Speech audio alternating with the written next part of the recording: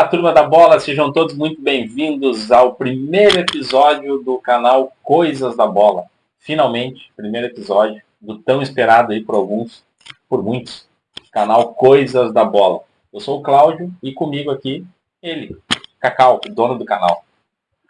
Alô, pessoal do futebol, prazer muito grande estar com vocês pela primeira vez, já convidando a partir de agora para vocês acompanhar o meu canal Coisas da Bola, onde vou contar para vocês a minha trajetória que Deus me permitiu dentro do futebol. Então, seja bem-vindo, vão se inscrevendo, que por aqui vai passar muitas coisas boas, tenho certeza. Muitas lembranças, entrevistas com personagens do futebol e, acima de tudo, muitas histórias. Porque o futebol não se resume somente dentro de campo. Os bastidores deles também é muito interessante. E que prazer para mim, né, nesse primeiro episódio, estar sendo entrevistado pelo meu filho, mentor da ideia do canal Coisas da Bola. Na verdade, eu sou apenas um intermediador. Estou aqui nesse primeiro episódio hoje para entrevistar o Cacau, o dono do canal. Acho que é importante, muitos amigos vão passar por aqui, muitos conhecidos, e algumas pessoas também que vão chegar que não conhecem o Cacau. Então, a ideia também é essa, apresentar um pouquinho da história, quem é o Cacau para aquelas pessoas que não conhecem. Mas vamos começar primeiro, por que o canal? Qual é a ideia do canal? Por que tu pensou, até para quem não sabe, pessoal, já é uma ideia de bastante tempo, a ideia do Coisas da Bola. Por isso que eu brinquei no início, tinha muita gente já esperando o canal. Então conta um pouquinho de qual é a ideia, por que do canal. A ideia do canal é para passar para as pessoas o que realmente aconteceu, principalmente nessa minha carreira, né? Porque eu iniciei como um menino, um sonho que muitos meninos têm de ser um jogador profissional do futebol. Iniciei num clube da Várzea de Pelotas, né, tá aqui, meu querido Penharol. E desde o meu começo eu sempre fui curioso em prestar atenção nas coisas. Fazia muitas anotações, porque a ideia primeira era escrever um livro. Aqueles meus amigos que me acompanham, muitos ainda estão na nossa convivência, outros infelizmente já se foram, sabiam dessa minha ideia. Eu anotava tudo que acontecia e tinha uma meta de escrever um livro. Começaram a evoluir, né, de lá para cá, porque já vão mais de 50 anos com essa ideia, né? Então resolvemos partir para o modernismo de hoje, que é um canal do YouTube, onde atende o maior número de pessoas, né? E assim surgiu a ideia. Esse título me acompanha há muito tempo. Coisas da Bola me veio em mente naquela época e eu trago comigo até hoje. É legal porque era para ser um livro, né? Era para ser um livro. E agora com o advento da internet facilitou porque alcança muito mais pessoas. E uma das coisas bacanas também que a ideia no canal é também receber amigos, receber profissionais do futebol, pessoas que passaram aí pela tua vida, e entrevistar também, boas entrevistas. Então o canal vai ter uma série de atrações, alguns quadros também interativos. Então bacana demais. E esperamos que todos vocês participem e nos acompanhem, tá? Principalmente acompanhe o Cacau, né? Eu estou nesse primeiro episódio aqui, depois ele vai ter uma sequência aí de materiais e conteúdos que ele vai gravar. Eu espero que vocês acompanhem. O canal vai ser importante também para que eu possa demonstrar uma forma carinhosa agradecimentos, né, a muitas pessoas que me ajudaram, porque o caminho do futebol você faz o seu caminho dentro do campo, né? Mas fora das quatro linhas, fora do gramado, tem pessoas que foram importantes nessa sua trajetória também, né? E nada melhor de ter uma oportunidade como essa para fazer agradecimento a essas pessoas. Então, conforme os episódios vão acontecendo, vai ser pessoas que eu vou prestar esse meu carinho, esse meu agradecimento.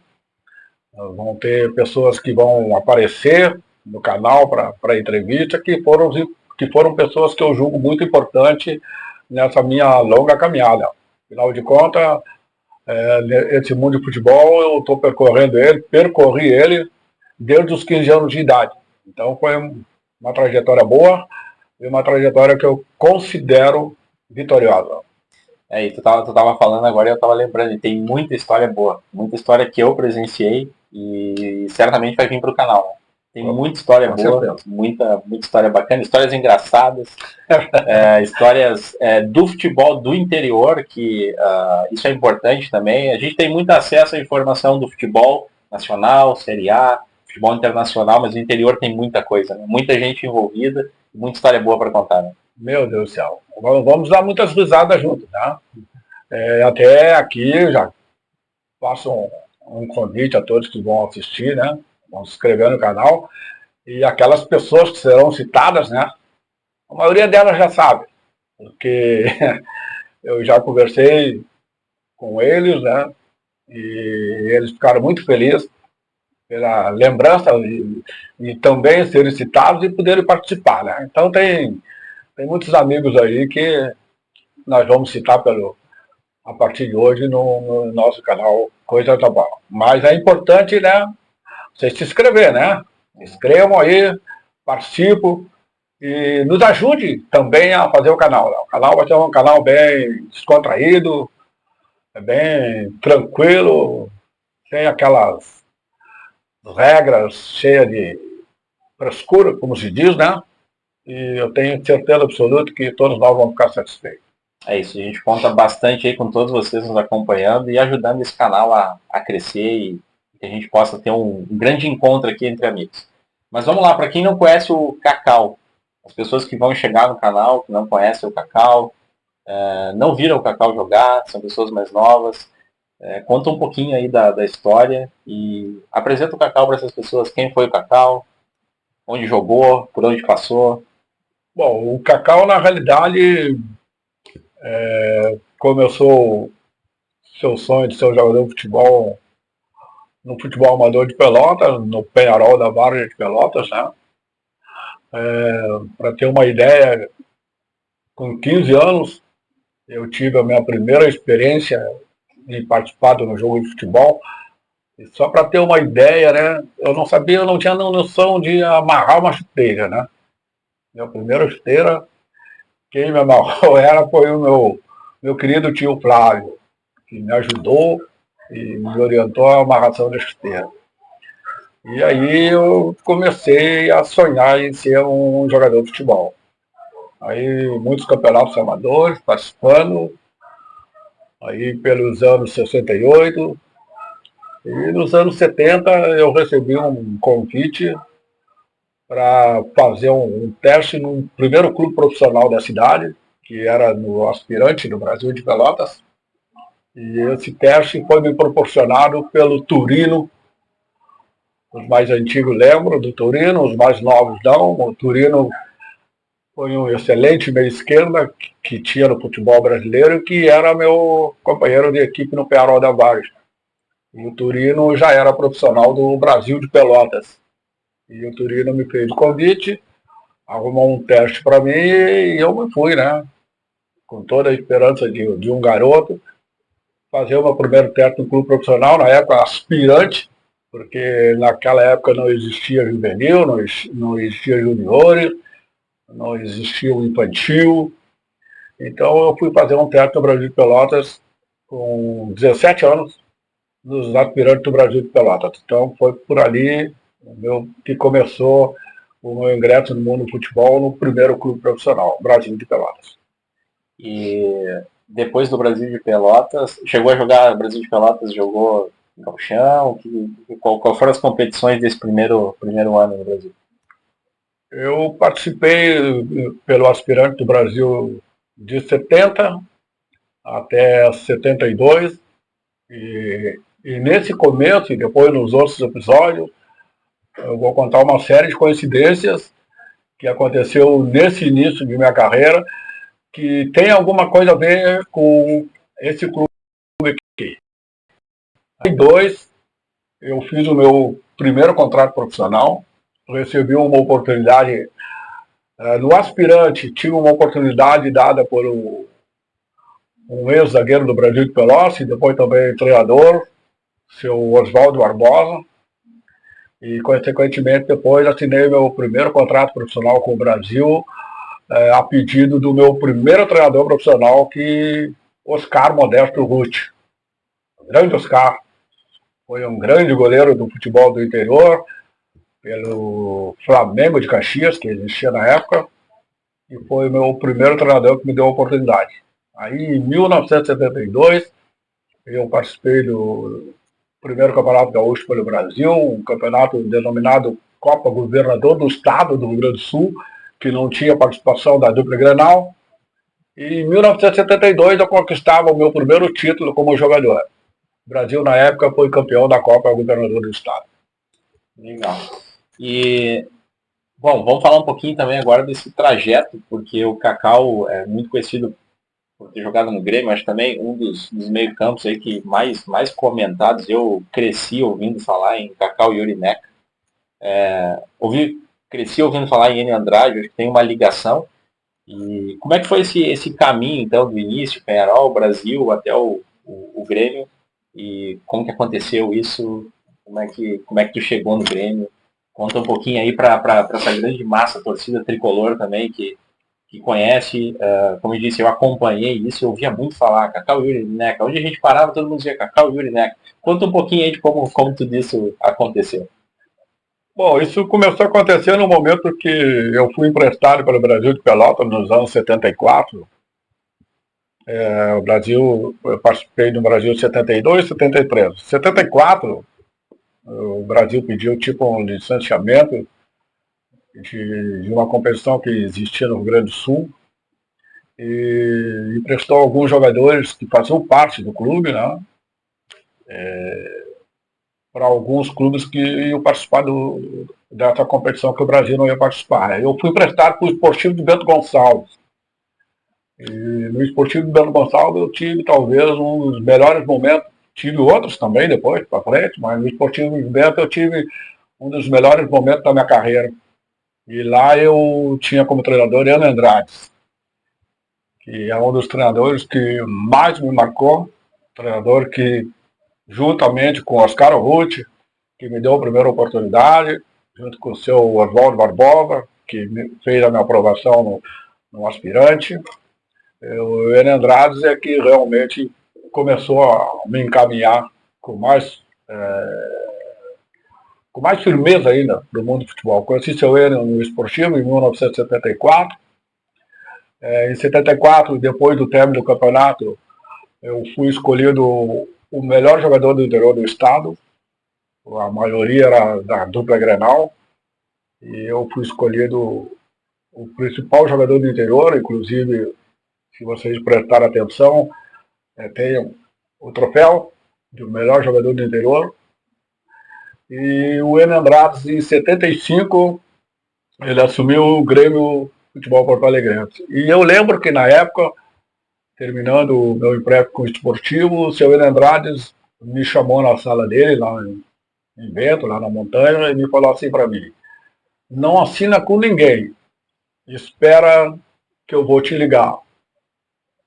Aí terminou o campeonato, fomos embora, e naquele ano de 75 foi o ano que casei com a minha grande companheira de 50 anos, a Ivanira, e começamos a planejar, né? Porque a vida ia mudar a partir daquele momento. E eu, na precipitação, e naquela vontade de me empregar logo, aceitei um convite do Juventude Caxias. O Brasil me emprestou. O Brasil e o Juventude tinham uma parceria muito boa entre os dois presidentes, o seu Vili São Vito e o Pedro Alba Zabaleta. E eu acabei sendo emprestado para o Juventude Caxias. Cheguei no Juventude, saí início de 75, iniciei a pré-temporada dentro do Juventude e no final de semana eu recebi um comunicado vindo do pessoal do Juventude que tinha um telefonema para mim às 1h30 da tarde. E esse telefonema da 1h30 da tarde, nada mais, nada menos, que era o seu Berardi, que era uma bandeira dentro do Grêmio, a quem eu devo muito também, que gostaria de falar comigo, o Enio Andrade. E o Enio Andrade, a primeira palavra que ele disse para mim, eu não esqueço até hoje. Te avisei para tu não assinar com ninguém antes de esperar a minha ligação. Agora tu te vira. Foi bem assim. Porque eu fiz um pedido para te trazer para o Grêmio de Porto Alegre. Meu Deus. Aí na cabeça ficou um parafuso. E eu pensei o que eu poderia fazer. E aí não me restou outra alternativa, não procurar o seu Vili São Vito, que era o presidente de Juventude, explicar toda a situação para ele, explicar o que o seu Enio tinha me falado na saída do esportivo. E estava surgindo uma oportunidade ali, né, de eu ir para um clube de ponta do futebol brasileiro. Não que o Juventude não fosse um clube de ponta, mas era uma oportunidade que o próprio seu Billy na época entendeu. E ele se sensibilizou com a história e rescindiu meu contrato com o Juventude. E aí eu comecei uma trajetória nos anos 75 dentro do Grêmio Futebol Porto Alegre. E o seu Enio, na época, levou também para o Grêmio do Esportivo, devido à grande campanha do Esportivo naquele ano, o Gasperim, goleiro, e o Neca. Aí foi meu primeiro contato para começar a surgir essa caminhada desse meio campo que tu citou, Cacau e Yuri Neca. Legal. E no Juventude, nessa passada, eu lembro de muitos recortes, muita coisa. Juventude foi um período ali bacana na tua carreira, né? Teve muito reconhecimento, eu tenho muita recordação de coisas que eu li. E então acredito que também tem um carinho especial pelo Juventude. E como é que foi essa passagem pelo Juventude? Eu acho que ali também tu ganhou algumas premiações, né? Eu vi que tinha algumas questões. Na realidade, esse período curto que eu fiquei no Juventude, né? E principalmente por essa atitude que o Juventude tomou, me dando a oportunidade, rescindindo o contrato que já era assinado, porque naquela época os contratos eram 1 ano, assinava 1 ano e era difícil sair. Então esse episódio de Juventude me marcou muito, fez com que realmente o Juventude ficasse marcado na minha carreira. E depois dessa minha saída de Juventude, eu tive também um retorno novamente para o Juventude. Depois que eu saí do Grêmio, eu fui para o Sport Recife, fui para o América de São Paulo, para o América de São José do Rio Preto, e depois do América de São José do Rio Preto eu acabei retornando para o Juventude. Isso aí foi no ano de 80. E eu vivi dentro do Juventude, período de 80, também um grande momento na minha carreira. O Juventude tinha um time que era muito bom, um time que sempre fazia grandes competições. O crescimento do Juventude já daquela época demonstra o que é o Juventude hoje, né? Um dos grandes clubes do futebol brasileiro de Série A. E aí, dentro do Juventude, tivemos um ano excelente. Novamente, pelo Juventude, eu ganhei outro título de campeão, um título, inclusive, que foi decidido no Olímpico, campo neutro. Então, o Juventude, por tudo isso aí que eu vivi na rápida primeira passagem e na segunda passagem, foi um clube que me marcou também bastante. Não, legal. Então a gente já criou aqui uma trilha. Tudo começou no Penharol, esse time aqui, na Várzea de Pelotas, conhecido, Penharol. Iniciou no Brasil de Pelotas profissionalmente, passou pelo Esportivo, Juventude, chegou no Grêmio. E no Grêmio, me conta um pouquinho, o Cacau e o Yuri Neca foi realmente... por que essa meia cancha é tão lembrada? E, inclusive aqui atrás tem um Quem Diria o Cacau. Conta um pouquinho, até para as pessoas que vão acompanhar o canal, que desejam ser profissionais no futebol. E eram tempos diferentes, né? Então, conta um pouquinho dessa conquista, trajetória, como chegar no Grêmio, como ter um reconhecimento como esse que está aqui atrás, como ter feito parte de um meio-campo tão lembrado, uma meia-cancha tão lembrado, em um ano também que se tinha o Internacional como, acho que talvez a grande sensação do brasileiro, do Campeonato Brasileiro. E como é que foi esse período? Ah, inclusive ali em cima também, ó, tem uma foto ali, Cacau, Iura e Rivelino numa mesma foto, né? Isso. Rivelino, uma mesma foto. Então, como é que foi esse desafio, jogar com essas feras todas, chegar no Grêmio, no interior e ter esse reconhecimento? Na realidade, eu cheguei no Grêmio com 21 anos. Na época, 21 anos, nos anos 70, era muito novo. Então, eu era do grupo do Grêmio, que tinha jogadores consagrados, né?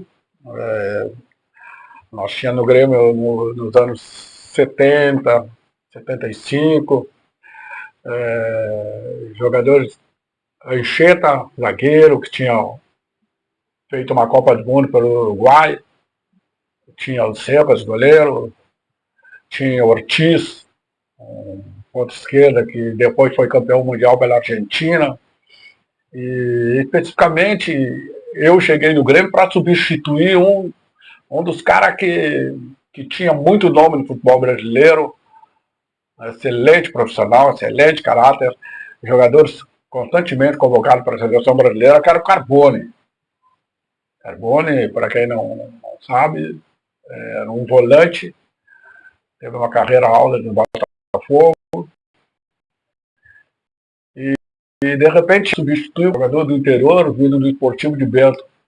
E o início foi muito difícil, porque eu me juntei com o Neca, também, que era um jogador que estava vindo do interior, do Esportivo. Fiz uma parceria excelente com o Iura, que era um jogador também que tinha saído da base do Grêmio. E sucesso de tudo, para mim, para essa minha caixa ficar muito famosa, é aquilo que tu citou. Nós enfrentamos, naquela época, um dos melhores times da história do Internacional. Inclusive foi campeão brasileiro invicto naquele ano. E era muito difícil o Grenal. Mas a gente fazia frente ao Internacional. Naquele ano a gente perdeu o título para o Inter por causa de um gol. A gente teria que ganhar o Grenal decisivo por 2-0 no Beira-Rio. Estávamos ganhando por 2-0 e acabamos tomando um gol quase no final, um gol feito pelo Falcão. E aquele resultado de 2-1 nos tirou o título de campeão gaúcho, que ia ser uma coisa inédita, porque na realidade o Internacional tinha um time poderoso. E Cacau e Urineca começaram a se tornar conhecidos porque tudo girava, tudo passava por ali, né? O futebol se resume muito pela performance dos homens do meio do campo, e a gente foi criando uma identidade. Nós tínhamos um treinador que também era Andrade, facilitava bastante as coisas para nós, né? E até hoje, né? Até hoje esse meio campo é lembrado junto com muitos meios campos que o Grêmio possuía,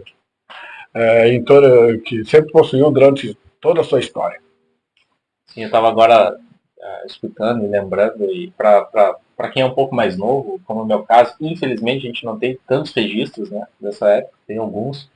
Nós estávamos pensando até nessa reportagem aqui da Placar, Rivelino, aí falou em Falcão, falou em Anchieta, Neca, Iura, Carpegiani, Zico, né, desse período. Zico, Rivelino. Muita gente boa, né? Muita gente boa. Acho que foi talvez foi uma década, uma temporada cheia de craques, né? Como é que foi fazer parte desse cenário para quem saiu do interior, chegou com 21 anos cedo?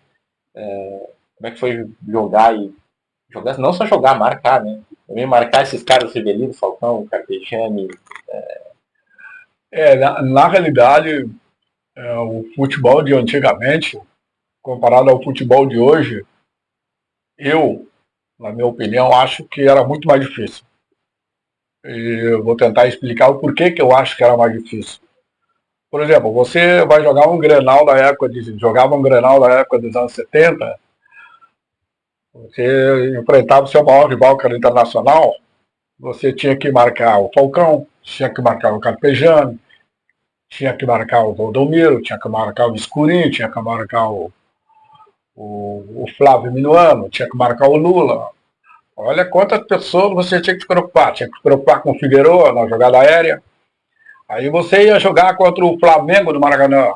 Você tinha que ter cuidado com o Zico, tinha que ter cuidado com o Júnior, com o Adílio, com a subida do Moser, com o Doval. Você ia enfrentar o Fluminense no Maracanã, que é essa foto ali.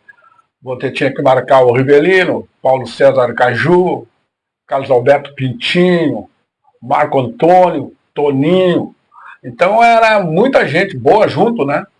Então ficava mais difícil. Era um futebol onde se você vacilasse um pouquinho, deu, não tinha volta mais. Porque tinha muitos jogadores nos clubes brasileiros da época, e a gente está citando alguns, mas tinha bastante, que desequilibrava o jogo. Então tinha que ter muito cuidado.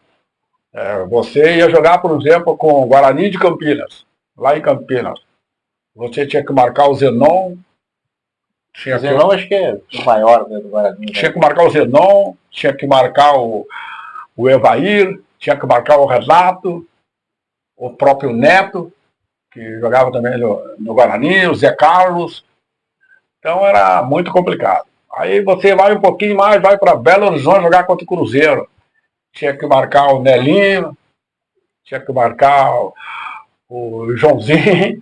Então era muito diferente do futebol de hoje, onde a maioria dos clubes tem um ou dois jogadores que fazem a diferença.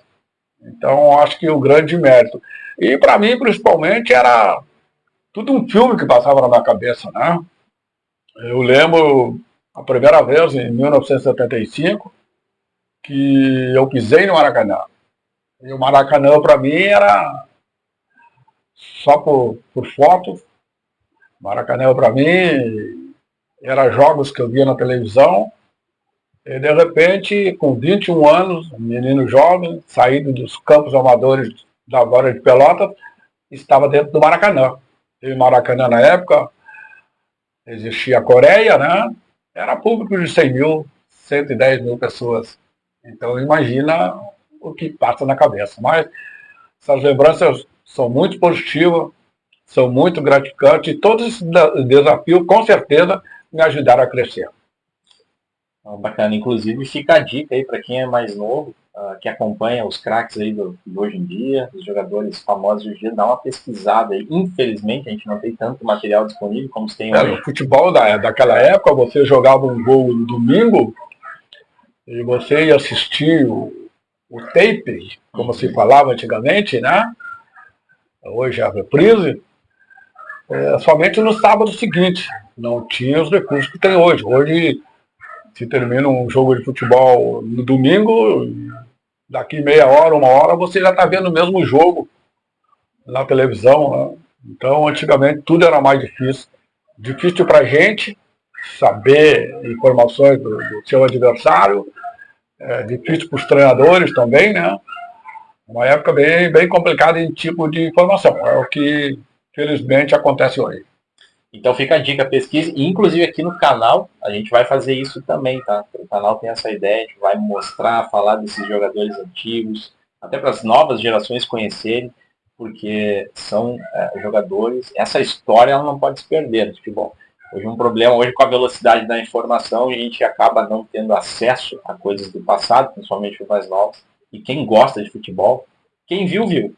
Quem gosta de futebol precisa conhecer também esses craques do passado que fizeram a história do futebol brasileiro e que eu particularmente assisti muito, né, e é inacreditável, né? Até essa semana a gente estava assistindo alguns já para fazer os conteúdos aqui do canal e assistimos aí Ademir da Guia, craques que talvez muitas das pessoas que estão assistindo o canal não conheçam, e era até teu ídolo, né? Tu comentou que o Ademir da Guia realmente. Tinha alguém que na época eu me espelhava assim como jogador de futebol, Ademir da Guia. É um cara espetacular, uma elegância para jogar, era um centro médio da época, chamava centro médio, e hoje é volante, muito elegante, com passadas largas, uma visão de jogo. Ademir da Guia realmente foi o meu ídolo de criança. E como tu falou, né, essa é a finalidade do canal, né? Trazer essas pessoas para contar suas histórias, como eu estou contando a minha, né? Porque, na realidade, esses ex-atletas do passado, a maioria deles são esquecidos, né? São esquecidos. Mas eles contribuíram muito para o futebol de hoje, né? Então, essa é a ideia, de trazer o pessoal que fez o futebol e trazer também, lógico, aqueles jogadores de hoje que são mais novos. Eu tenho muito contato com meninos que hoje estão aí jogando no futebol brasileiro, que eu, pelas funções que eu fiz dentro do futebol, também ajudei, posso dizer que ajudei para que eles chegassem hoje onde eles estão. Claro, o mérito maior é deles. Então essa é a finalidade do canal Coisa Tá Boa. Excelente. Então, naquela reportagem da Placar fala de uma mística da camisa 5 do Grêmio. Tá? Então a gente já contou um pouquinho dessa trajetória, para quem não conhece o Cacau, mas que mística é essa da camisa do Grêmio, que aí diz que o Cacau quebrou essa mística? Explica um pouquinho. Que na realidade existia uma cobrança muito grande que ninguém dava certo com a camisa 5 do Grêmio na época, né? Centro médio, né? Centro médio. Centro médio. Para quem não conhece hoje, centro médio, volante, era centro médio. Né? Centro médio. Antigamente era centro médio, meia direita e meia esquerda. Hoje é primeiro volante, segundo volante, meia de articulação. E na época existia uma cobrança muito grande da torcida do Grêmio, da imprensa, né, que acompanhava o Grêmio, que o Grêmio não acertava com um centro médio. E acabou que chegou um do interior, pouco conhecido, e que o pessoal aceitou, né? Talvez pela minha dedicação, pela minha raça, porque eu nunca me considerei um jogador técnico, mas eu sempre me considerei um jogador obediente taticamente, com determinação nos 90 minutos, até porque eu corria muito, e o pessoal acabou aceitando. Então se criou quem diria o Cacau, né? Que acabou com a maldição da época da camisa número 5. E nessa entrevista que você citou, feita pela revista Placar, uma revista de circulação nacional, mundial, eu também criei uma mística que, na minha opinião, embora não tenha jogado contra, essa comparação da camisa 5, para mim, valia também da camisa 10. Que eu, na época, falei que a camisa 10 do Santos, para mim, nunca ia cair bem no corpo de outra série. Para mim, a 10 do Pelé é uma camisa insubstituível. Então, bacana. E é legal porque o Grêmio tem essa... camisa 5 do Grêmio sempre foi uma camisa... poderosa. Poderosa. E isso é interessante porque é uma coisa... Talvez agora um pouco menos, mas até início dos anos 2000, sempre se falou, camisa 5 do Grêmio sempre foi uma referência no time do Grêmio, né? Tem essa mística. Então, ter saído lá do interior, do Penal, Brasil de Pelotas, passado pelo Esportivo, Juventude, chega no Grêmio com essa responsabilidade, fica até como, a gente vai falar isso mais à frente, mas para quem quer trilhar, seguir essa trilha também no futebol, tem uma série de ensinamentos aí no meio do caminho, né? Sim, sim. A camisa de 5 do Grêmio, na verdade, isso aí tudo foi criado por torcedores, por imprensa, mas eu cito alguns nomes que eu acompanhei bem antes de chegar dentro do Grêmio, que para mim foram craques com essa camisa número 5. Eu cito o Sérgio Lopes, que para mim foi um dos grandes volantes, um dos grandes centromédios que o Grêmio teve. Tinha o Cléo, também, que para mim marcou muito com essa camisa. Depois, mais recentemente, teve o Dinho, que também marcou muito. O Dinho. Tinha o China, meu parceiro China, que trabalhamos junto, e tantos outros, né? que vestir essa camisa. Então, uma camisa realmente que fez história. E é por isso que ela está aqui, ó, guardadinha, aqui atrás, faz parte aqui do nosso cenário. É uma camisa muito especial. Bom, mas vamos lá então, seguindo apresentando o Cacau para quem não conhece. Chegamos no Grêmio, e depois do Grêmio? O Cacau tem também, jogou no Sport Recife, como é que foi essa trajetória posterior ao Grêmio? Depois do Grêmio, nos anos 76, né, no final do ano de 76, eu fui negociado com o Sport Clube Recife. Aí foi o meu primeiro clube fora do estádio, né? Então eu tinha feito esse caminho do futebol somente dentro do estado do Rio Grande do Sul. E aí em 76, fui negociado com o Sport Recife. Outro grande momento que eu vivi num futebol diferente, num clima diferente, em alimentação diferente, morar no Nordeste, totalmente diferente do Rio Grande do Sul. O Sul é 3 estações no mesmo dia, né? E no Nordeste, principalmente Recife, que é uma cidade maravilhosa, um clima maravilhoso. Eu cheguei no Sport Recife, e no Sport Recife eu consegui o meu primeiro título dentro de um grande clube de futebol brasileiro. Em 77 eu fui campeão pernambucano pelo Sport, que tinha um time também acima da média. Tive o prazer lá de encontrar o Lula, que na época era meu adversário pelo Internacional. Tive um encontro com o Dadá Maravilha, né, que é um ídolo do futebol brasileiro. Assis Paraíba, Hamilton Rocha, Assis Silveira, Cláudio Mineiro, entre outros tantos, né, que conforme o episódio do canal Coisa da Bola vai se desenvolvendo, na criação dos quadros que vai ser criado, né, dos clubes, mais especificamente eu vou citando a minha história dentro desse clube pelo que eu passei. Então foi um momento bom dentro do esporte, meu primeiro título, campeão pernambucano, e também um campeonato brasileiro pelo Sport Recife. Bacana, lá teve também acho que é o Leão de Ouro, né? O Leão de Ouro, teve premiação também no Sport Recife, mas é um clube que também teve uma passagem, acho que importante, né? Importante na tua carreira. Sem sombra de dúvida, né? Primeiro foi uma adaptação difícil, né? Por tudo que eu falei, pelo calor, pela alimentação, mas depois as coisas foram se encaixando, né?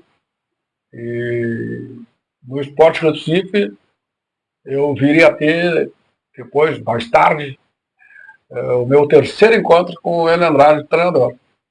O Enio Andrade foi importante na tua carreira, né? Total. E é um treinador também, talvez tenha algumas pessoas que vão acompanhar o canal que não conheçam, pesquisem. Foi um treinador importante para o futebol brasileiro, muito falado até os dias de hoje pelos profissionais, e tu teve uma convivência importante com ele, né? O Enio Andrade, ele chamou a atenção, e de todos os jogadores que trabalharam com o Enio Andrade, eu acho que todos falam a mesma coisa. O Enio Andrade era um treinador de futebol que mexia no sistema tático do time sem mexer às vezes nos jogadores. Ele tinha uma facilidade de mexer no time no intervalo que o time se modificava. Ele passava muita confiança, passava muito conhecimento aos jogadores. Mais tarde, nas histórias engraçadas do futebol, eu vou contar um episódio que aconteceu comigo, que o Enio Andrade foi fundamental numa vitória memorável que o Grêmio teve no Grenal de 3-1 no Beira-Rio. A participação dele foi 100%. E num jogo do Fluminense no Maracanã, Grêmio Fluminense, que a minha simples incumbência era marcar o Rivelino. Simples, fácil. E eu vou contar para vocês a dica que ele me deu para mim marcar o Rivelino. Então, essa chegada do Enio Andrade no Sport Recife na época também foi fundamental para que o esporte conseguisse, depois de muito tempo, um título pernambucano. Eu fiquei curioso agora, como é que foi marcar o Rivelino nesse jogo? Quer que eu conte hoje? Ou quer deixar... Vamos deixar o canal vai preparar conteúdos, episódios exclusivos só contando essas histórias, tá? E trazendo aí pessoas envolvidas também para que a gente possa conversar. Então vamos deixar essa para mais para frente. Inclusive, nesses episódios, a gente vai botar o título, né? Exatamente. Por exemplo, o título desse episódio vai ser Como Marcar Para quem está acompanhando aqui, vai acompanhar os conteúdos do canais, a gente vai criar algumas playlists aí específicas para esse tipo de conteúdo. Então a gente vai falar de todos esses craques e como foi marcar esses craques aí. Verdade. Bom, vamos lá então. Então o Cacau seguiu, passou do esporte, para quem está conhecendo o Cacau agora. E depois, como é que foi? Quando que o Cacau parou de jogar? Por quê? E a gente vai falar um pouquinho da transição também, que tu acabou atuando em outras atividades. Eu acho que praticamente todas, né? Como é que foi esse caminho aí pós-esporte até a pendurar as chuteiras, até a aposentadoria? Do Esporte Recife, fiquei no ano 76, 77. Em 78 eu fui emprestado para o América de São José do Rio Preto, São Paulo, onde também tive um momento muito bom dentro do América, um time do interior, mas que sempre incomodou os grandes. No América, um fato marcante na minha carreira foi ter ganho o prêmio na época da loteria esportiva como gol mais rápido na rodada. Eu fiz um gol com 56 segundos lá em Rio Preto contra o Corinthians. E ganhei o prêmio do gol mais rápido da loteria esportiva. Então isso aí foi um fato marcante para mim dentro do América de São Paulo, como também ter sido na época convocado para a Seleção Paulista de Novos, né? Na época convocado pelo seu Minelli, que foi outro grande treinador do futebol brasileiro, que foi também o treinador responsável pela minha ida para o América, já que o seu Minelli é oriundo de Rio Preto. E como eu enfrentei pelo Grêmio muitas vezes, quando ele era treinador do Internacional, ele me fez a indicação para o América de São Paulo. Então, os fatos que me marcaram foi o gol mais rápido da loteria, 56 segundos, contra o Corinthians, convocação da Seleção Paulista de Novos, que ia fazer uns jogos amistosos fora do país, mas que infelizmente tive uma lesão em dois jogos antes da apresentação da seleção, eu fiquei fora, fui cortado, e no meu lugar foi o Zé Teodoro, que era um volante do São Paulo. Aí do América, eu vim para a minha segunda passagem no Juventude de Caxias, que foi nos anos 79. Aí eu fiquei no Juventude de Caxias 79 e 80. Final de 80, eu fui negociado pelo Juventude com Londrina, Paraná. E no Londrina eu voltei novamente a ser campeão estadual. O Londrina, depois de 19 anos, conquistava o título do Campeonato Paranaense. Outro clube que me marcou também bastante. Tá? Do Londrina, em 81, e depois nos outros episódios, como eu já falei antes, falaremos mais sobre a minha passagem no Londrina, lembrando os amigos. Do Londrina tive uma passagem por 3 meses novamente no Brasil de Pelotas, no ano de 81.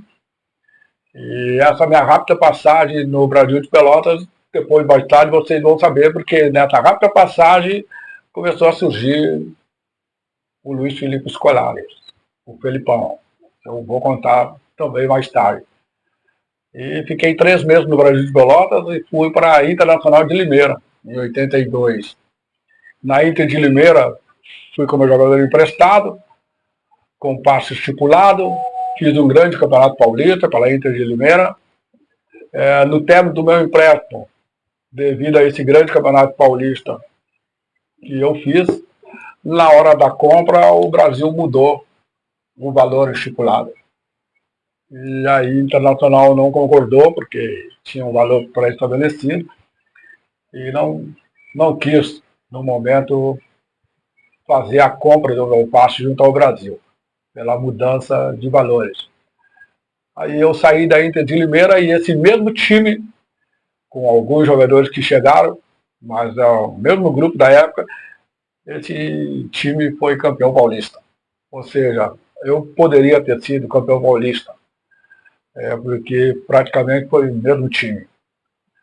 Aí em 82 eu saí da Inter de Limeira e cheguei no meu último clube, que foi o Internacional de Santa Maria, o querido Coloradinho. Eu já vinha da Inter de Limeira com um firme propósito de parar. Porque naquela época o futebol com 30 anos você já era considerado velho. Muito cedo, né? Muito cedo. Com 30 anos era velho para a época. E eu queria parar bem. Tá? Mas atendi um convite já no fim de estrada do futebol, como jogador, de um antigo colega meu do Brasil, Tadeu Menezes, que era treinador internacional de Santa Maria, estava montando uma equipe jovem para disputar o Campeonato Gaúcho e precisava de uma experiência. Aí fez na minha cabeça para que eu fosse do Internacional de Santa Maria ajudar. E eu não quis dizer não para um grande amigo, que é o Tadeu. Fui para o Internacional de Santa Maria, fiz um grande campeonato, fiz muito gol, um dos goleadores, junto com os outros do Campeonato Gaúcho, da época. E no Internacional de Santa Maria, realmente, eu resolvi encerrar minha carreira. Ou seja, Tadeu Menezes foi meu último treinador profissional. Inclusive, a gente vai contar essa história, jogador-treinador, né? A gente vai ter um episódio só contando como é isso, como foi isso. Como ser um jogador, treinador e capitão ainda, né?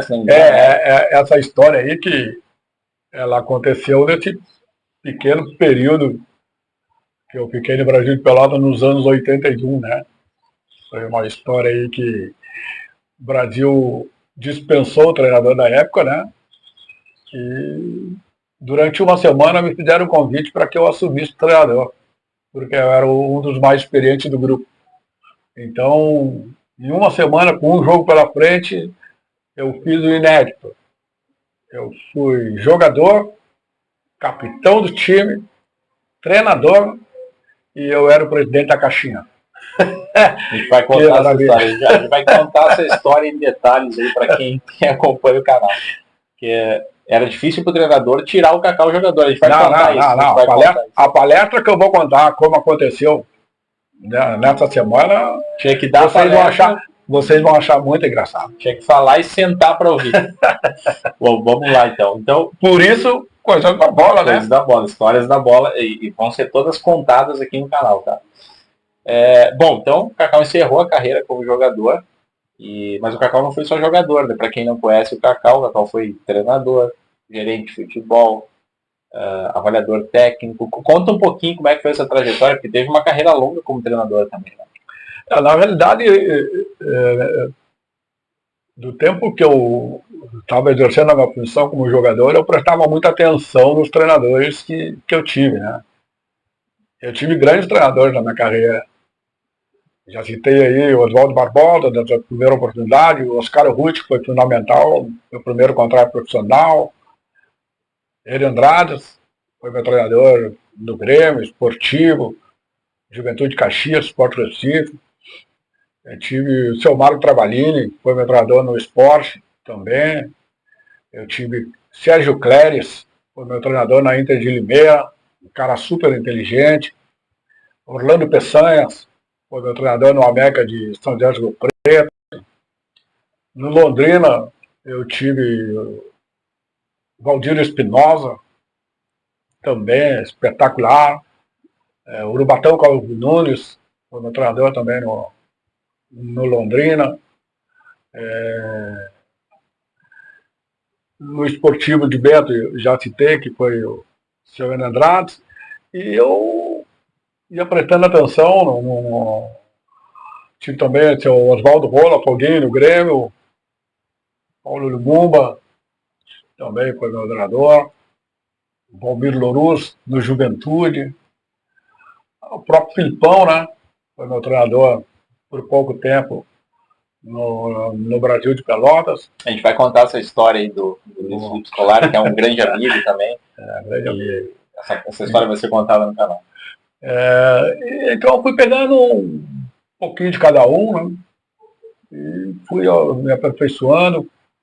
fui fazendo alguns cursos que não existiam muito na época, era mais alinhar o conhecimento que os treinadores me passavam para a prática que eu exercia.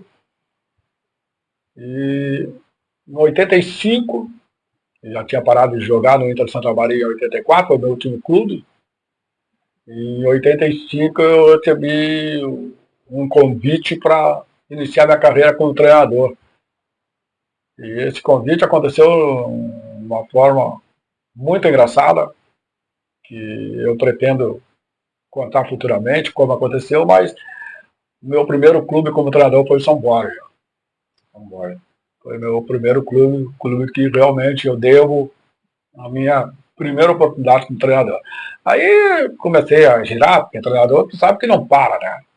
Treinador não para. Então, dirigiu São Borja, depois dirigiu Santa Cruz, depois fui Chapecoense, treinei o Brasil, treinei Pelotas, Guarani de Garibaldi, Atlético Alto Vale de Rio do Sul. Comecei a São Paulo de Rio Grande, Ipiranga de Erechim. Foram muitos, né? Tu tá falando, eu tô lembrando que essa foi uma fase que eu acompanhei. Glória de Vacaria. E eu tive, como treinador, eu tive, para mim, 2 momentos mais importantes no auge da carreira do treinador. Que foi no 15 de Campo Bom, onde fizemos uma campanha memorável e o 15 subiu da segunda divisão para a primeira, na época. E a melhor de todas, sem sombra de dúvida, foi no Guarani de Buenos Aires. O Guarani foi escolhido o melhor técnico do Guarani. Rio Grande do Sul, eu fui escolhido, tem um troféu aqui atrás, fui escolhido o melhor treinador do Rio Grande do Sul. Isso aí para mim foi o maior troféu que eu ganhei até hoje. E essa história do melhor treinador do estado do Rio Grande do Sul tem uma história muito curiosa. O que aconteceu após a conquista deste título que vocês vão saber nos próximos episódios. Exatamente, a gente vai contar essa história especificamente. Essa foi uma fase que eu acompanhei mais de perto. Infelizmente, como jogador, era muito pequenininho quando tu parou. Mas como treinador eu acompanhei e tô lembrando aqui, tem muita história boa, muita história que a gente vai contar. Histórias importantes para quem é amante do futebol, para quem quer dar risada, para quem quer ser profissional do futebol.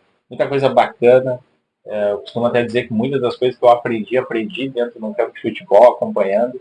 E tem muita coisa para a vida, né? Muita coisa também que é muito interessante. Tem muita coisa, tem momentos de alegria, momentos de tristeza, mas é uma jornada longa, né? Eu costumo sempre dizer que o futebol tem diversas camadas de público, né? Tem o público que é o torcedor, que é o amante do futebol. Tem o torcedor do dia de jogo de futebol. Tem o torcedor que é apaixonado por futebol. E tem aquele público que praticou o futebol, né? Que vive do futebol. Justamente, que vive do futebol. Não é um negócio tão fácil assim para a maioria dos jogadores de futebol profissional. Não é vida fácil. Não é vida fácil. Para alguns, sim, se tornaram fácil. Mas são histórias interessantes. O futebol é uma coisa que te ensina muitas coisas na vida.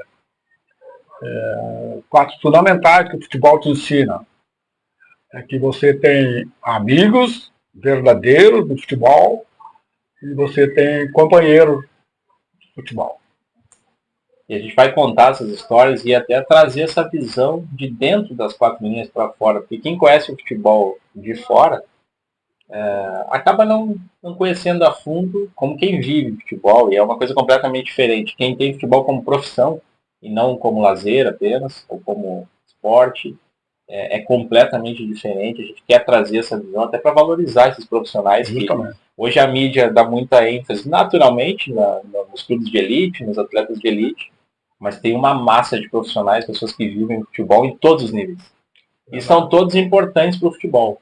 Todos fizeram o futebol brasileiro e todos vivem o dia a dia do futebol de uma forma diferente. A gente vai trazer isso aqui também. Com certeza absoluta. Bom, então, Cacau treinador, a gente vai contar essa história do Guarani, o Guarani de Venâncio Soares, que eu lembro, quando o Cacau foi escolhido o melhor treinador do Rio Grande do Sul. Era uma coisa inacreditável. Eu já tinha consciência, já era grandinho, e o Guarani era uma febre. O pessoal de Venâncio Soares aí que vai assistir. Quem não conhece essa história, procure. Eu lembro que iniciava a rodada do Gauchão e tinha gol do Guarani, era instantâneo. Era o pessoal da rodada, quem transmitia, eu dizia, tem gol no Gauchão. Todo mundo já dizia, o Guarani. O Guarani já tinha feito um gol, saía na frente. Eu lembro dos jogadores daquele time, que a gente vai citar eles aqui também. Foi tão marcante para mim que eu lembro até hoje, todos eles. E eu era pequeno. Então a gente vai contar essa história aí que foi realmente inacreditável. O Guarani ganhava do Inter, do Porto Alegre. Não, nesse ano o Guarani não perdeu. Foram 19, 20, 19 jogos invictos. 19 jogos invicto no Gauchão. Para um clube do interior é inédito. Time do interior, jogando com o Grêmio, dupla Grenal, Grêmio Inter. Teve uma semana do Campeonato Gaúcho que abaixo de chuva o Guarani virou manchete no intervalo porque a gente estava perdendo para o Novo Hamburgo por 2-0. E era manchete das rádios que estava acabando a fase boa do Guarani. Porque, claro, tinha interesse da dupla na frente, né? E eu me lembro como se fosse até hoje que isso aí me serviu de motivação no intervalo. E no intervalo eu citei para o grupo do Guarani, que depois, mais tarde, eu vou citar, porque eles me ajudaram muito. Esse título de melhor treinador do interior eu não ganhei sozinho. Teve muita participação dos jogadores da época, da direção da época, da torcida do Guarani da época. E no intervalo eu citei esse fato, né? E no fim da rodada, eles continuaram dizendo que era o fenômeno Guarani, porque a gente virou o jogo em Novo Hamburgo, abaixo de chuva, e ganhamos de 3-2. Foi tão marcante, para ter uma ideia, que até hoje, para quem joga aí futebol de mesa, aqui no Sul é botão. Até hoje o meu time de futebol de mesa é o Guarani de Venâncio Soares, com aquela escalação, com aqueles jogadores. E a gente vai contar essa história, vai ter esse episódio específico aqui falando do Guarani. Com certeza. Bom, então, Cacau treinador, mas também não foi só treinador. Né? Para quem está conhecendo o Cacau, depois da carreira como treinador, qual foi a próxima função dentro do futebol? Porque na realidade, eu fiz uma carreira planejada, né? Eu me planejei como jogador jogar até os 30 anos, porque eu já sabia que com 30 anos eu seria chamado de velho. E por culpa do Tadeu Menezes eu fui até os 31. Aí depois de jogador, eu me planejei como treinador. Eu lembro que eu falava para a Ivanira que eu ia tentar dar um salto de qualidade de treinador até os 40 anos. Se não desse, também eu pararia, porque o treinador ele é diferente do jogador. O jogador, você depende de cumprir as suas funções dentro de campo, ou seja, você depende de ti para ter sucesso ou não. O treinador ele não depende só de si, ele depende dele e dos jogadores. Então, são uma coisa que também desgasta muito. E não pintou aquilo que eu queria, apesar de título, de melhor treinador do estado, de subir clubes para a primeira divisão e até também não ser o suficiente o trabalho para manter clubes nessas divisões, isso aí faz parte da carreira. Não pintou aquilo que eu queria como treinador. Nesse meio tempo também eu fui me aperfeiçoando em outras áreas, né? Porque eu queria permanecer no futebol. Aí chegou aos 40, eu resolvi parar de treinar. Tu sabe que eu sou cobrado até hoje por esses atletas meus, de eu ter parado tão cedo. Isso aí me gratifica muito. Tanto como jogador, como treinador, acabou parando cedo, né? Parei. Aí eu comecei a me especializar em outras áreas e recebi um convite, na época, depois de ter parado, para assumir a função de gerente de futebol da Chapecoense. Que foi a minha primeira experiência fora jogador, fora treinador. E eu já tinha passado pela Chapecoense há anos atrás como técnico. E eu recebi um convite feito por uma pessoa que é gremista, que me acompanhou na carreira dentro do Grêmio, e que na época se tornou presidente da Chapecoense, que é o Teles, que era o presidente da época, e me fez convite para ser gerente do futebol da Chapecoense. Eu aceitei, acho que era um desafio que estava surgindo na minha frente, eu aceitei, e aí assumi como gerente do futebol da Chapecoense. Acredito que foi um trabalho médio, porque era a primeira experiência, com um pouco de dificuldade em algumas coisas, mas tive bastante apoio, não me faltou apoio para que eu desenvolvesse a função. Aí da Chapecoense, como gerente, onde eu permaneci durante 2 temporadas, eu recebi um convite para ser supervisor das escolinhas do Grêmio em Porto Alegre.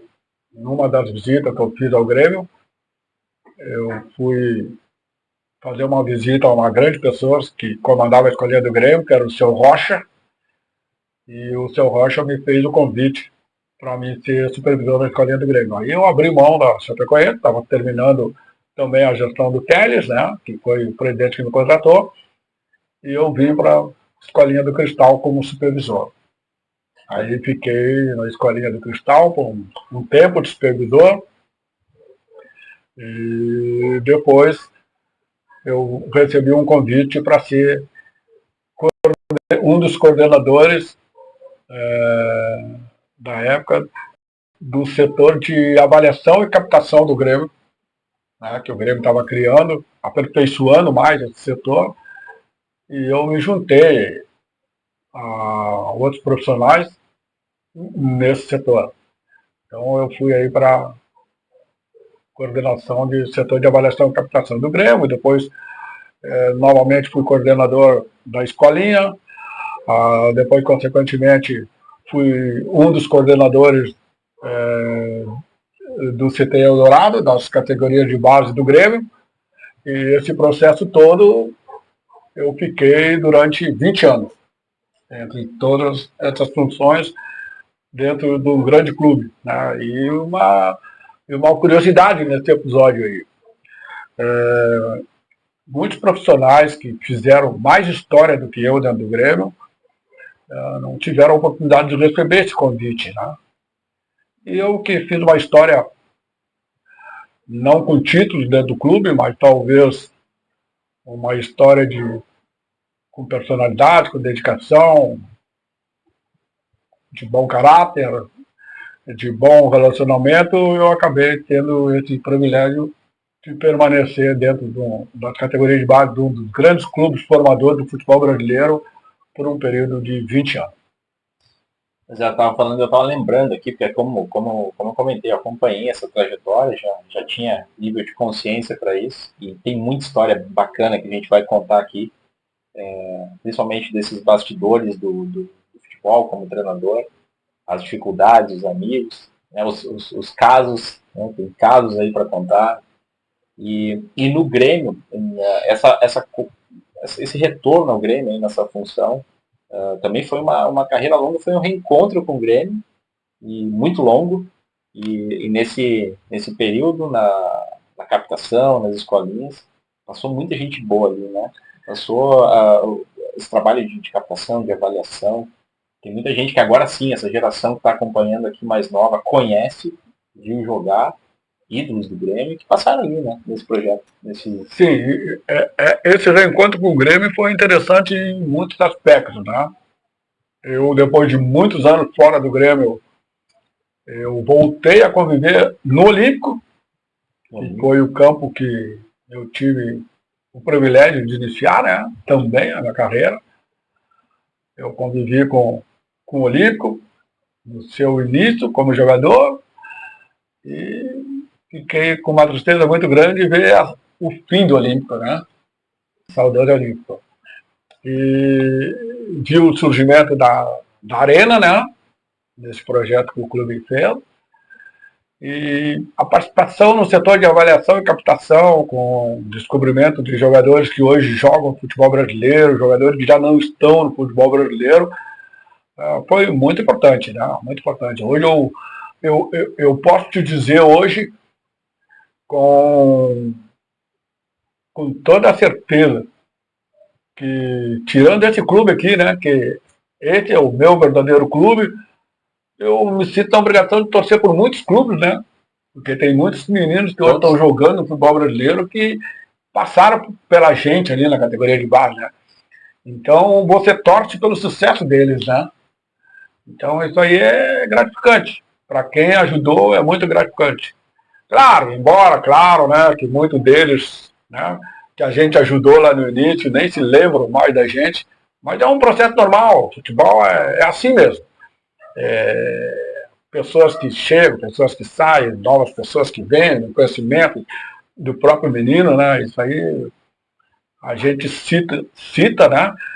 Porque, como eu falei lá no início, né? Como é bom eu ter lembrado do Oswaldo Barbosa, do Oscar Ruth, do Enio Andrade, do Marco Travalini, do Rui Peixoto, de pessoas que me ajudaram, do seu Vinícius Alvito, do seu Berardi. É bom, eu me sinto bem quando eu posso lembrar. E para muitas dessas pessoas, muitas já não estão no nosso convívio, eu, graças a Deus, tive a oportunidade de fazer um agradecimento, né?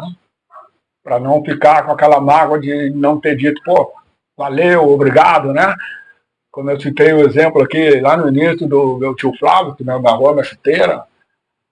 Então, coisas do futebol por isso que eu também falei aquela frase, né? O futebol ele te dá muitos amigos, te dá muitos companheiros, mas isso faz parte desse mundo. Por isso que é bom nesse canal você falar sobre essas particularidades que existem antes da bola rolar. Exatamente, a gente vai trazer isso aqui no canal também, vamos bastante conteúdo sobre isso, até para quem quer ser quem busca ser um profissional do futebol, quer entender como caminhar essa trilha e esse conhecimento, esse legado também de formação, como tudo isso acontece na prática, porque é muito diferente, né? Quem vê de dentro, quem vê de fora, são coisas completamente diferentes. Mas então, seguindo aqui para a gente apresentar o Cacau para quem não conhece o Cacau, ou até para quem conhece e não sabia da trajetória toda, ficou no Grêmio muito tempo, setor de avaliação, captação, e posterior ao Grêmio, aí resolveu, passou por todas as demais funções, treinador, gerente, coordenador, e aí resolveu encerrar a jornada no futebol profissional, mais de 50 anos, né? Mais de 50 anos envolvido no futebol profissional. E como é que foi essa decisão? Porque agora está na hora de parar, seguiu aquele mesmo planejamento, vou dar uma descansada agora. Sim. É muito desgastante, para quem não sabe, futebol é desgastante. E conta um pouquinho, como é que foi essa decisão de sair do Grêmio? Porque o futebol realmente ele te proporciona coisas muito interessantes, né? Por exemplo, se não fosse o futebol, eu com certeza absoluta não conheceria o Brasil inteiro, né? Eu fui praticamente em todos os raríssimos lugares no Brasil que eu não fui, como jogador, como treinador, como coordenador, como avaliador. Eu andei pelo esse Brasil todo. Então isso é uma coisa que o futebol te proporciona. Mas também o futebol, nele tu não tem tempo para muita coisa, não. Você não consegue curtir muito a vida, não, porque a correria é treinamento todos os dias como jogador, é viagem, é concentração. Quem vive do futebol, seja ele na função que for, futebol você não tem data de aniversário, você não tem, às vezes, você não consegue nem acompanhar o nascimento de um filho, conviver com os amigos, com a família, né? Muita corrida. Então eu fiz esse planejamento como jogador, como treinador, consequentemente depois nas outras funções, e chegou a hora que eu achei por bem parar, né? Também como a gente brinca, né? Se é lugar para aqueles que estão chegando, né? E resolvi parar. Foi uma decisão tranquila. Não foi uma decisão precipitada, foi uma decisão que foi amadurecendo juntamente com a família, né? Então chegamos à hora de dizer um muito obrigado por tudo. E a vida que segue, Eu costumo dizer que eu não tenho saudade de nada. Eu tenho lembranças de tudo. Porque eu sei que tudo na vida é passageiro. O futebol aconteceu, me deu a oportunidade que eu queria, que eu busquei, e também chegou a hora de parar, né? Parar. Mas eu tenho uma consciência bem tranquila que dentro de toda essa minha trajetória eu mais ajudei do que atrapalhei. Então hoje estou feliz, estou vivendo tranquilo, estou curtindo mais a família, estou tendo mais as minhas datas preferidas, os meus finais de semana, e lógico, né? Sempre acompanhando os jogos, né? Porque isso aí você não larga nunca. É jogo direto que eu vejo, inclusive no nosso canal, né? Nós vamos abordar muito, né? Os jogos que a gente está assistindo, para também dar a nossa opinião sobre fazer a comparação do futebol antigo com o futebol moderno. É muito complicado. Vamos falar do futebol do momento, que é outro. Exatamente. Vai ter muito conteúdo bacana para quem vai acompanhar o canal. Aos pouquinhos vocês vão começar a receber esses informativos. Por isso a gente está até pedindo aí, se inscrevam no canal. Ainda é o início, esse é o primeiro episódio de apresentação. Tem muito conteúdo bacana para vir. Então já se inscreve aí para receber as notificações e acompanhar. Vai ser bem bacana. E vai ter muita coisa. A gente até pede, né, para o pessoal que se inscrever no canal, nos ajude a fazer o canal, né? Exatamente. Esse canal é para vocês. Exatamente. A gente tá então, nos ajude a fazer. Aceitamos críticas, aceitamos sugestões. Tudo que vier será bem-vindo. Inclusive, ia comentar agora, a Cacau deixou esse legado para o futebol. Um legado que vai ser contado aqui no canal, em detalhes. Tudo isso que a gente comentou hoje aqui vai ser esmiuçado depois, vai ser contado etapa por etapa, para quem quer acompanhar essa história. O livro Coisas da Bola, hoje vai ser dividido em episódios no canal. Tá? Para ter mais alcance, para ficar mais fácil, para que todos tenham acesso. E muita coisa vai ser contada aqui. E agora o Cacau tem o projeto Coisas da Bola. Deixou o legado no futebol e agora tem esse canal. E a gente espera que vocês nos auxiliem. Auxiliem o Cacau, assim como eu estou auxiliando aqui agora, a fazer esse canal crescer, ter esse convívio aí semanal, quem sabe depois diário com vocês, e que todos possam efetivamente participar. E tem também uma passagem aí que, antes, juntando tudo, né, uma passagem minha para o futebol salão, né? Eu fui campeão estadual jogando futebol salão pelo Esporte Clube Cruzeiro de Pelotas. Querido Cruzeirinho ali da Rua Alvaro Chaves. Também joguei salão. Hoje a gente fala muito que é difícil, às vezes, o jogador que joga salão jogar futebol de campo. É possível. É possível. Claro que existe uma adaptação, não é fácil sair do salão e ir para o campo. Acho que é mais fácil sair do campo e ir para o salão. Era o meu caso, né? Eu jogava futebol de campo e fui para o salão. Hoje a gente ouve muito falar da dificuldade do menino que joga salão ir para o campo. Mas é possível sim acontecer. Muitos grandes craques de futebol mundial são oriundos também de salão. Então essa é a finalidade do nosso canal. Contar essas coisas, esses detalhezinhos, principalmente para quem quer achar esse caminho, né? Que eu sempre falo nas avaliações que eu fazia pelo Brasil afora, pelo Grêmio, eu sempre falava para os meninos, é difícil, mas é possível. Mas tem que ter uma série de disciplina para que esse possível aconteça. Nada vem por acaso. Não basta só saber dominar uma bola. Não basta só saber ser um grande batedor na bola ou ser um grande cabeceador. Não.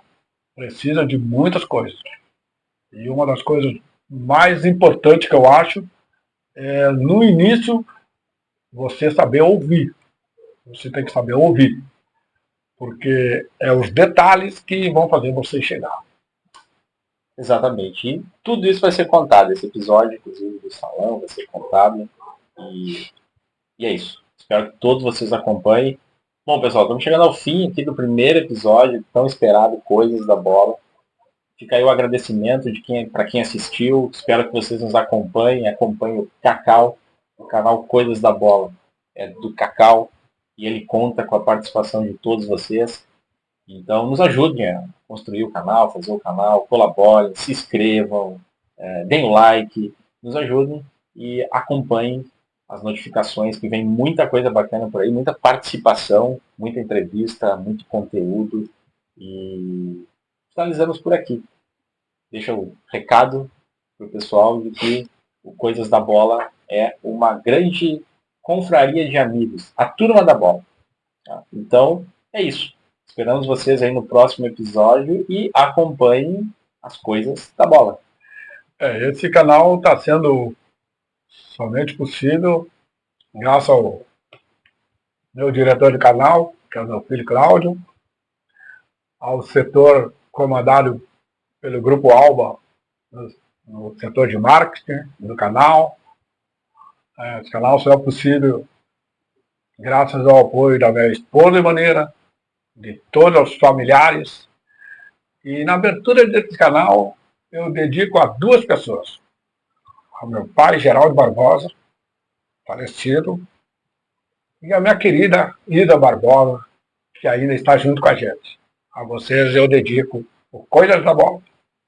É isso então, pessoal. Obrigado. Acompanhe o nosso canal. Até o próximo Coisas da Bola. E é um prazer estar com esse cara aqui que é meu ídolo.